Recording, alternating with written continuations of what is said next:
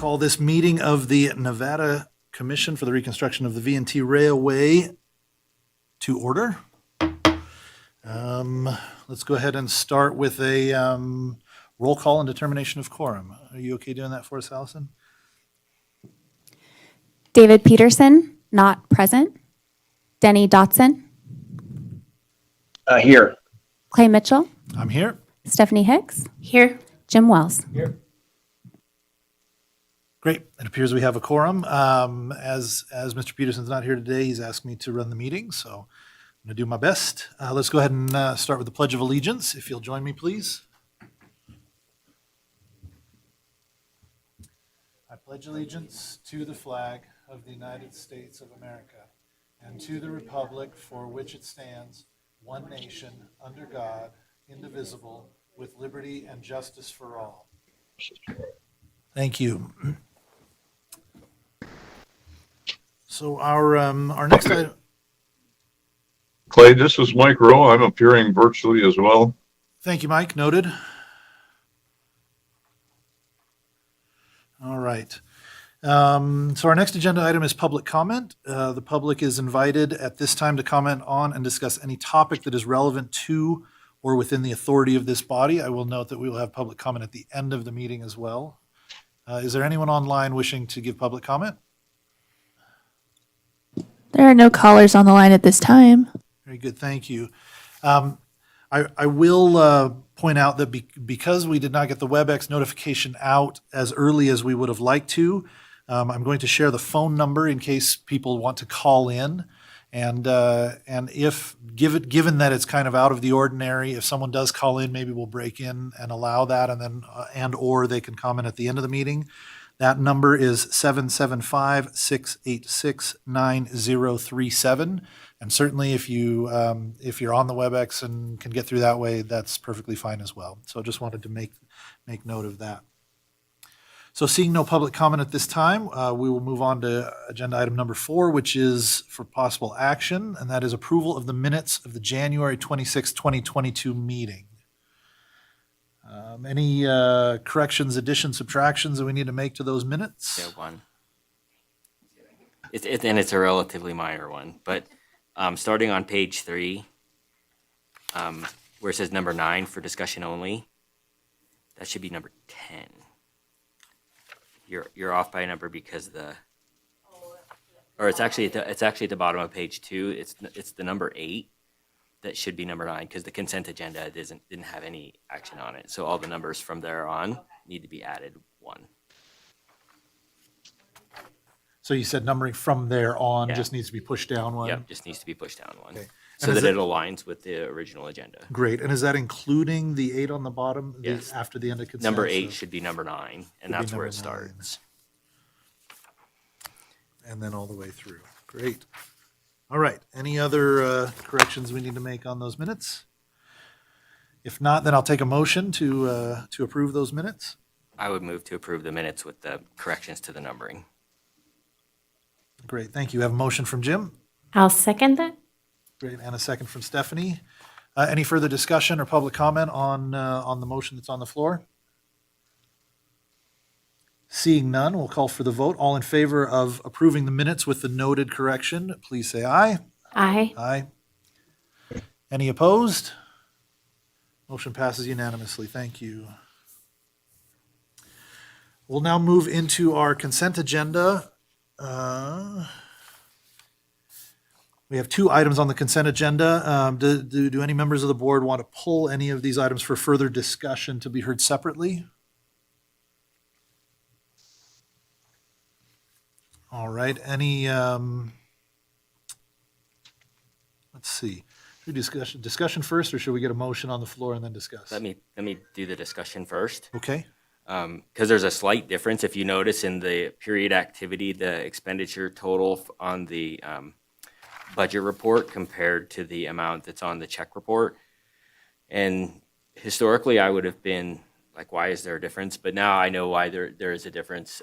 The differences for this month are the credit card fees that Fair Harbor charges, which are grossed up and then recorded as an expense, don't go through accounts payable. And then there's also a deposit that was a reduction of expenditures, that went to the bank, that went to the treasurer's office for deposit. So it also didn't go through AP. So there are a couple of transactions that do not go through AP that are truly expenses or a change to the expenditure numbers. So that is why there's a difference between the check report and the amount that's recorded as expenses at the bottom of the budget report.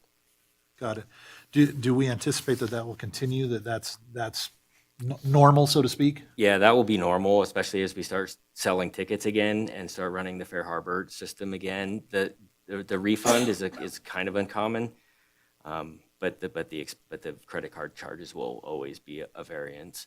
Okay. And then the other thing is that we're still waiting. The numbers that you see on the budget report are reflective of the information that we have received for revenues. The Tyler system, Story County system, still does not reflect the correct revenues, at least as of when I pulled this a couple weeks ago. So it's still working on getting that adjustments to all those numbers. Okay. Great. Any further comment on the consent agenda? Do you have any public comment on the consent agenda? All right. Thanks, Jim, for your work on this. It's I know there's a lot of working through to make sure it all adds up properly. So appreciate your efforts on that. With that, I'll take a motion to approve today's consent agenda. Okay. I move to approve the consent agenda as published. Great. Thank you. We have a motion from Ms. Hicks. Do we have a second? This is Denny. I will second that motion. Great. Thank you, Denny. Last call. Any further discussion on the consent agenda? With that, we'll call for the question. All in favor, please say aye. Aye. Aye. Any opposed? Motion passed unanimously. Thank you.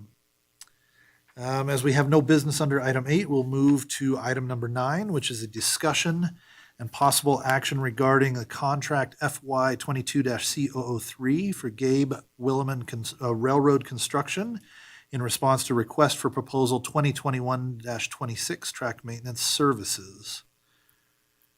We have someone who's going to run lead on this, or should I introduce it and then we'll discuss? So just to kind of bring us up to this point, we sorry. So back in November, we went out to bid for track maintenance services. And we received one responsive bid from Gabe Williman Railroad Construction. And at our last meeting, I believe, the board instructed Mr. Peterson to move ahead with putting a contract together to reflect accepting that bid for continued services. That contract is before us today. And with that, I'll open it up for any comments or question. Let's go to public comment first. Is there any public comment on this item? All right, seeing none. Do you prefer that we discuss before motions on the floor, or I've done it both ways, or maybe we put the motion on the floor and then discuss from there? Okay, so at this point, I'll take a motion on this item so that we can then open it up for discussion. Go ahead. I move to approve contract FY 22-C003 with Gabe Williman Railroad Construction. Great, thank you. We have a motion from Ms. Hicks. Do I have a second on that motion? I'll second. Great, thank you. All right, and with that, we'll open it up for board discussion. Any comments, questions, or discussion on this contract? I just quickly wanted to state for the record, and I mentioned this earlier, that I think our form that we use for these contracts is great. It's very nice to see the consistency in it. And so I just think it was a great move for us to move forward with using that standard form. I also, again, I know Gabe's not here, but I just want to thank him again for submitting his bid for this project. I think we've had a great relationship with him over the last year, and I look forward to that continued relationship. Great, thank you very much. Additional comment? Yeah, I'll echo everything that Ms. Hicks just said. Very good. So the only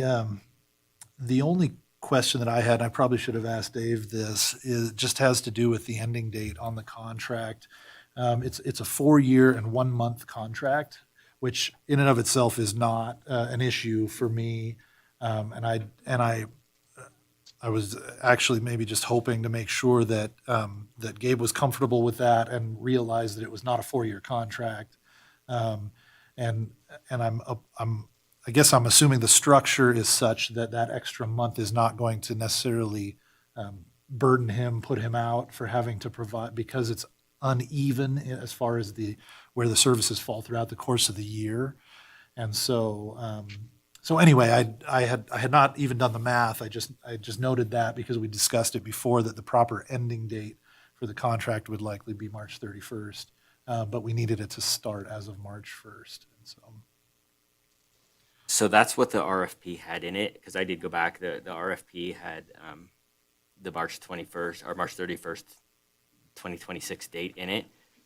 The contract total is just 4 years. It's the 112 times 4. I guess the reason that I'm comfortable with it is because when we talked to Ken and Gabe, either last month or the month before, there was that whole discussion about when track maintenance occurs and when it doesn't. And this is kind of a really slow time for track maintenance while it's in kind of the winter time before we start gearing up for the Mother's Day train. So, you know, this is kind of their downtime for that contract. So I'm okay with the March 31st date. and that was my understanding as well. And I just maybe wanted to check with Gabe to make sure that that wasn't, it wasn't something that kind of slipped through. But I believe we discussed it fairly robustly, both when we were putting out the RFP and with the acceptance. So, Denny, do you have anything to add on this? No, I think we've covered it. Yeah, Gabe's been a great partner and always there for us. So no, I'm comfortable. Great. Well, barring further discussion, then I'll call the question. So all those in favor of approving this contract through the motion from Ms. Hicks, please say aye. Aye. Aye. Aye. Any opposed? Great, it passes unanimously. Allison, you can call Gabe and tell him he can turn around and go home. No, I'm just kidding. Just kidding. All right. That brings us to item number 10 on the agenda, which is for discussion only. No action to be taken on these items.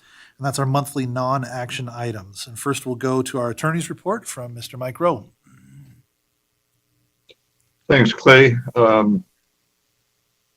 The only thing that I did outside of the scope of the routine duties was to review the agreement with Gabe at David's request, and I did that. I found a couple of typos that he's corrected, and going through the copy that you have in your packet, it seems that all of the recommended changes have been made. Very good. Thank you very much. Any questions for Mr. Rowe? All right, done and done. Allison, do I understand we do not have an engineer's report for today's meeting? We do not have an engineer's report for today's meeting. All right, thank you. So then the last thing under this item is just to acknowledge our upcoming meeting. Our next V&T Commissioners meeting is tentatively scheduled for March 23rd at 9 a.m. here at these lovely chambers. I guess there's some discussion going forward of if we want to continue online access because the restrictions have been removed to in-person attendance. Is there any thought as to whether we want to continue to allow that or to have that as an option versus in-person only? Are there ramifications one way or the other? So my personal opinion is that this online access has broadened the ability for the public to participate in public meetings statewide, probably nationwide, but certainly statewide. And I can't even imagine going backwards at this point. I think that there's no requirement to be here in person, but I think we should continue to offer the public the opportunity to not have to travel from wherever they are to here and still participate in the meeting if they want to. Okay. Other thoughts? This is not an action item, so this is just kind of to get a direction, and so we can give guidance to staff as to how to structure future meetings. Clay, I agree with Jim. I think it needs to continue, but for a different reason. We have a snow event for this meeting, which has rendered the roads kind of dangerous, which is why I didn't drive up to Carson. And I'm thinking Denny probably had the same thoughts. For sure. Thank you. Thank you. Yeah, I certainly don't have any opposition to continuing, assuming that doesn't put an undue burden on the staff here, and there aren't other ramifications to continuing that. But maybe we'll look into that. And for now, the plan will be to continue to have both options available. And I think as we discussed just in passing, for future meetings, we'll probably want to update our notice at the beginning that does still reference those restrictions that are no longer in place, and just make sure we get those updated, because I certainly don't want that to be an impediment or people to feel like they shouldn't come because of restrictions that don't exist anymore. So, great. All right. Okay. Yeah, go ahead. Yeah, sorry, I'm just trying to jump in there real quick. I do agree with everybody's comments. I just would caution to make sure we don't lock ourselves into when we want to do something remote. We don't have to do this. Obviously, it's an option.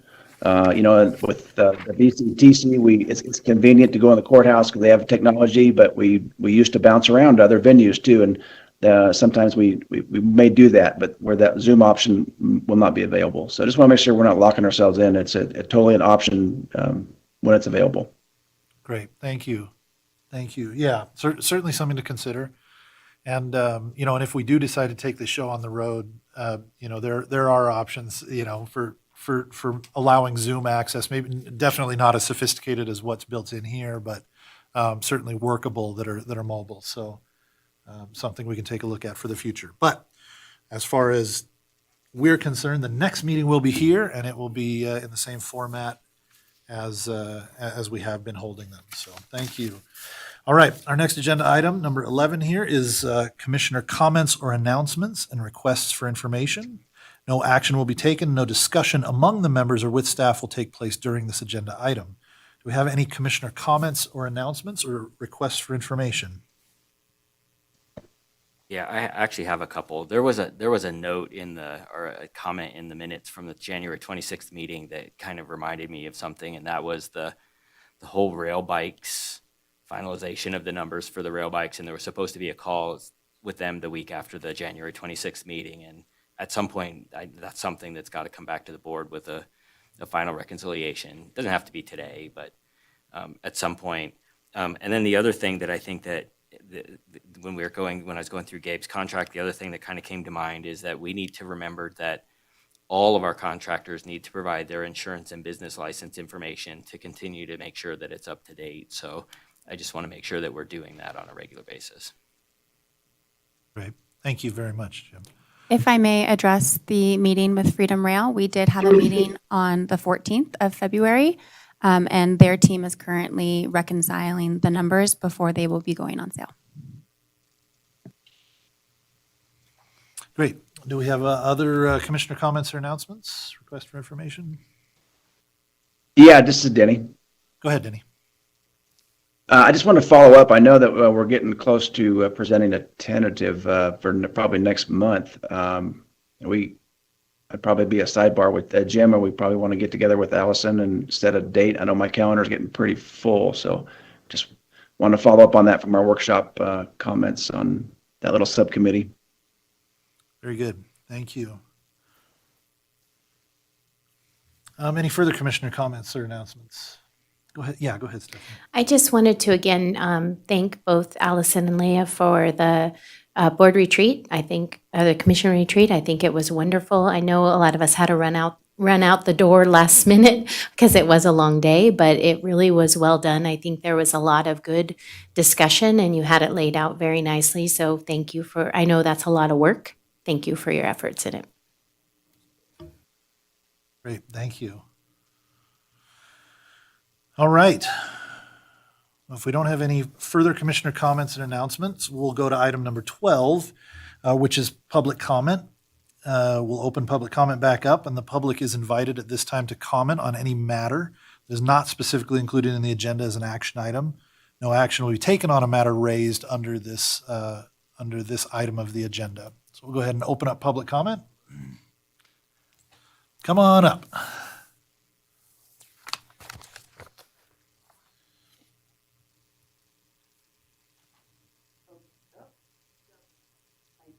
That happens sometimes. Oh, thank you. That's good to know. Are we on now? There we go. There we go. This is Carla Wilson, and I first want to thank the commission for inviting me to the workshop. And I am sorry I was not able to attend. I had a prior commitment that I had to go to. I'm basically here to answer any of the questions you may have with regards to my email follow-up to issues or comments that were brought into that workshop that I was not able to answer while I was there. So I know and appreciate that that was sent out to you, all of you, last night. I do appreciate, Clay, for all of the input you had with regards to sound on the train versus sound in the depot. And I know that was one of the biggest issues. As you read in my email, there were several items that I felt needed to be part of the record for what occurred. So I'm here to answer questions if you have anything with regards to those, and then I have some further comments too. Great, thank you. I know it's a little non-traditional with public comment to entertain questions, but I think if it's all right, assuming that Mr. Rowe doesn't see an issue with it, I think I would like to open it up. And again, just with a reminder that we're not taking any action under this item, just for a discussion. And so are there any particular questions from the board to Carla about any of the follow-up from her email or other discussion items? Go ahead. Yeah, Ms. Hicks. Hi, Carla. Hi. Thank you for coming today. And I did receive your email and read it. I don't have a question. I just want to say thank you for your input. I think having the open dialogue is what's important, and recognizing that there's some things that we need to work out for next season. But I hope, at least from my perspective, by no means did I think it wasn't anything but a fabulous season. So, we have a few things to work through, and I think they're absolutely manageable, and I appreciate you bringing them to our attention. Thank you. Great, thank you. Further question or comment from the board? Yeah, this is Jim Wiles. First of all, thanks to you and all of the staff that you had. You put together a phenomenal experience for the people who were on the train. So, without in kind of a tough environment, we did the best that we could, and I think it was super well received. And I think that's no small effort on your part to make that happen. So I want to say thank you. To me, your email highlighted two really important things. One is communication, that there needs to be the open dialogue between you and our operations manager, you and the commission, you and basically a better communication to you and Tom. There just needs to be better communications all around. The other thing it highlighted to me is that there needs to be discussion as we're working through our contracts with both our production company and with our railroad company to basically force the two of you to work together to get that sound system fixed. It just seems to be an ongoing issue, and there's Tom won't help or is being protective of his system. And I think at some point, because that is such a vital part of the experience, I think there needs to be a discussion between the two contractors to basically force them to work better together. Yeah, thank you, Jim. Any further questions or comments from the board?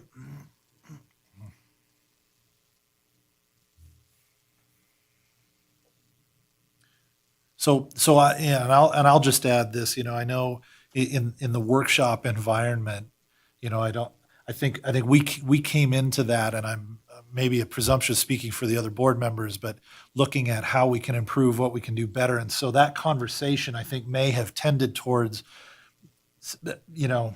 seeming more critical than it actually was, right? We're trying to look at how we can improve. And certainly I would add my thanks for an excellent season, despite the few hiccups and things. And certainly I think helpful to have your detailed input, because that helps us take a look at what we can do to improve in the future. And there's an opportunity as well, because we're going through the RFP process with every single one of our vendors, not because we're dissatisfied with anyone's service, but because it's the right thing to do. We're trying to get our house in order and make sure we do everything properly. And I could be wrong, but I believe that every single one of our vendors has ended up coming back as the continuing vendor. So the odds are good that we'll continue along those lines, though we have gone through the proper public process with that. And I think that presents an opportunity as well, because I think that's coming up fairly shortly here. So it's an opportunity for us. It's really a good time to delve into some of these things to make sure that we're able to give everyone the tools they need to do the job and to address any shortcomings or things that are not working out. So I will also note that the email was put on the record and posted properly, and so that is part of the record. While I would like to think that the public is clamoring to listen to the workshop, I have a feeling you're probably the only one that's listened to it so far. All So 6 hours. All 6. I know it's riveting, scandal-ridden public information, but frankly, yeah, that's probably the case. So anyway, appreciate you being here. Further comment? Yes, I do have some further comment. With regards, Jim, I'd like to respond really quickly to your thing about communication. I wholeheartedly agree. I have been working closely with Tom, and I've been doing Polar Express since 2011, and his system, he did upgrade it to a Bose system, and I actually spent time with him on Monday looking at his system again and going through how the system purchased back in 2017 could work with his by plugging in the mixers, as Clay spoke about. And it will take someone with some really professional sound knowledge to work with that. So while if it were to be me and Tom or a new vendor with Tom, that is something you are going to have to, I don't feel it's fair to push the production vendor into that. It's going to probably require a financial investment, whether it's on the commission or on Tom. That is between the commission and Tom on that. But yes, there are challenges. So just going forward so that you know that. So with regards to the sound, that for us, it was frustrating also to try and mesh the two. But as I stated in my email, every year I do work with Tom. Tom and I have a very good working relationship. So I've never encountered issues other than he is protective and doesn't want others messing with his system. So enough said on that. During the workshop, there was the statement made or a comment made with regards to the Allison being the first and primary contact. I also interpreted that she be the decision maker. And I just want to encourage the commission to give a vendor the ability to reach out to you if things are being not attended to in what it may be a time-sensitive manner or not being resolved timely, to be able to reach out to the commission to make that happen for the vendor. Again, that probably falls under communication. But there were issues with that this season, and that is why, 2 reasons I included Dave on emails. That was one. The second being that, as you are all new, with the exception of Denny, I felt I was informing you of how things were happening by going through Dave.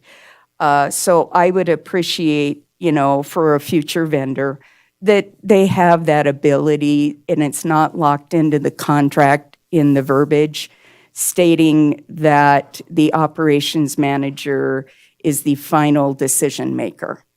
I just feel that's important. Before I was awarded the contract for the 2021 season, Jim, you asked for an inventory.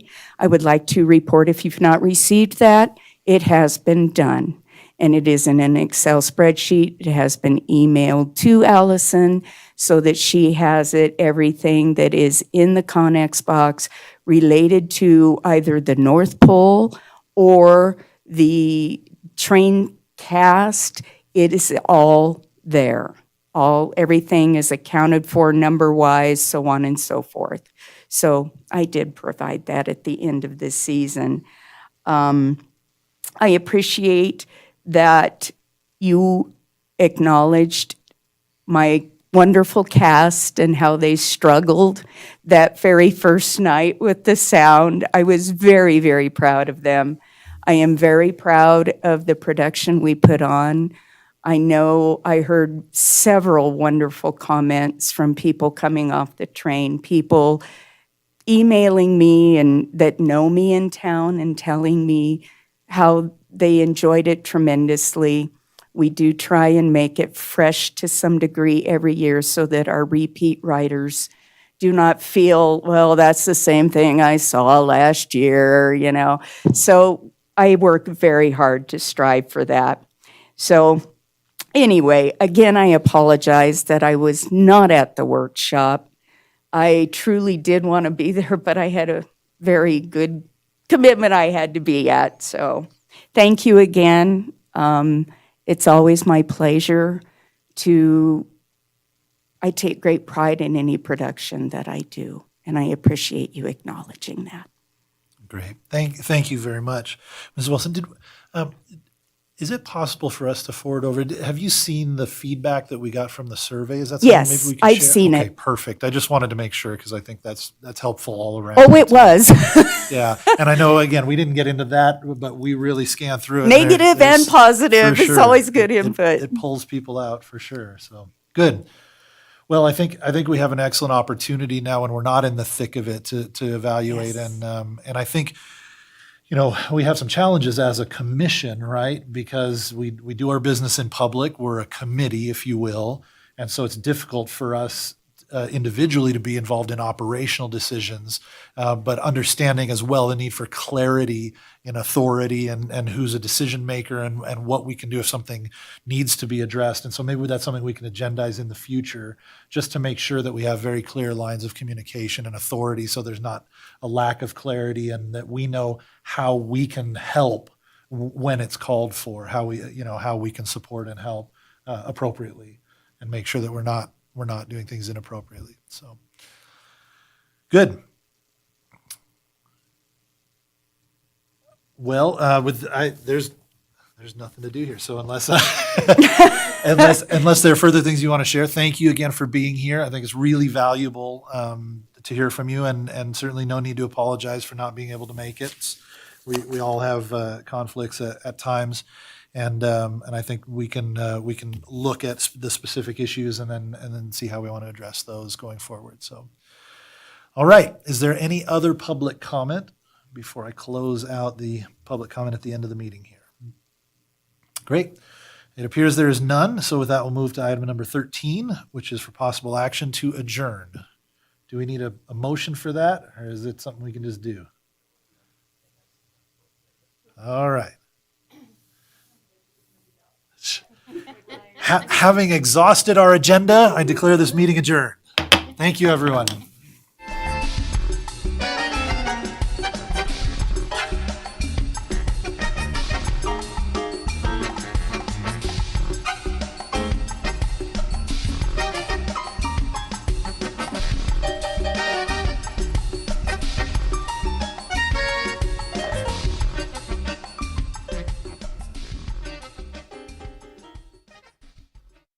you.